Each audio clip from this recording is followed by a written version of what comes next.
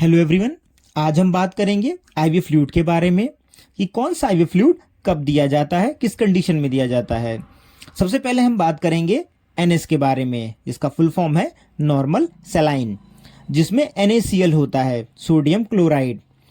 इस फ्लूइड का इस्तेमाल डिहाइड्रेशन, शरीर में पानी की कमी होने पर इस एनएस का इस्तेमाल किया जाता है।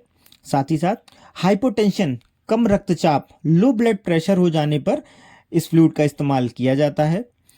वुंड क्लीनिंग, घाव को धुलने के लिए एनएस का इस्तेमाल किया जाता है। साथ ही साथ वॉमिटिंग और डायरिया जैसी उल्टी और दस्त में भी इस फ्लूइड का इस्तेमाल होता है। साथ ही मेडिसिन डाइल्यूशन, यदि कोई इंजेक्टेबल मेडिसिन है पाउडर फॉर्म में तो उसको डाइल्यूट करने के लिए भी एनएस का इस्तेमाल किया जाता है। अगला आईवी फ्लूइड है आरएल, रिंगर्स लैक्टेट, जिसमें sodium chloride, potassium chloride, calcium chloride और सोडियम लैक्टेट होता है। इस फ्लूइड का इस्तेमाल डिहाइड्रेशन, शरीर में पानी की कमी होने पर इस फ्लूइड का इस्तेमाल किया जाता है। इलेक्ट्रोलाइट इम्बैलेंस, शरीर में इलेक्ट्रोलाइट की कमी होने पर, इम्बैलेंस होने पर इस फ्लूइड का इस्तेमाल करते हैं। ड्यूरिंग सर्जरी, ऑपरेशन के दौरान भी इस फ्लूइड का इस्तेमाल होता है। बर्निंग कंडीशन, जले हुए मरीज, यदि कोई मरीज किसी कारण जल गया हो तो बर्न पेशेंट में भी इस फ्लूइड का इस्तेमाल किया जाता है।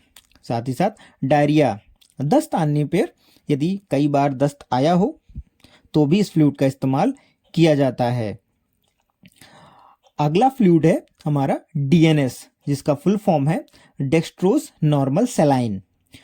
इसमें डेक्सट्रोज और सोडियम क्लोराइड होता है। डेक्सट्रोज जो कि एक शुगर प्रोडक्ट है।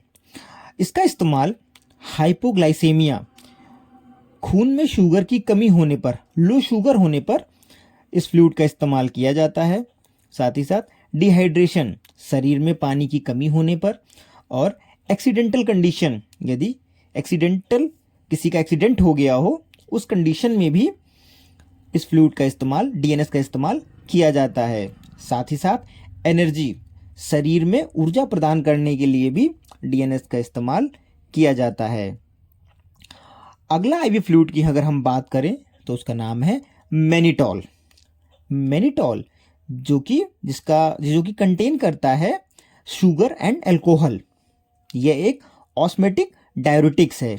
इसका इस्तेमाल सेरिब्रल एडिमा, ब्रेन में सूजन को कम करने के लिए इसका इस्तेमाल किया जाता है, और इंट्राक्रैनियल प्रेशर को कम करने के लिए मैनिटॉल का इस्तेमाल करते हैं।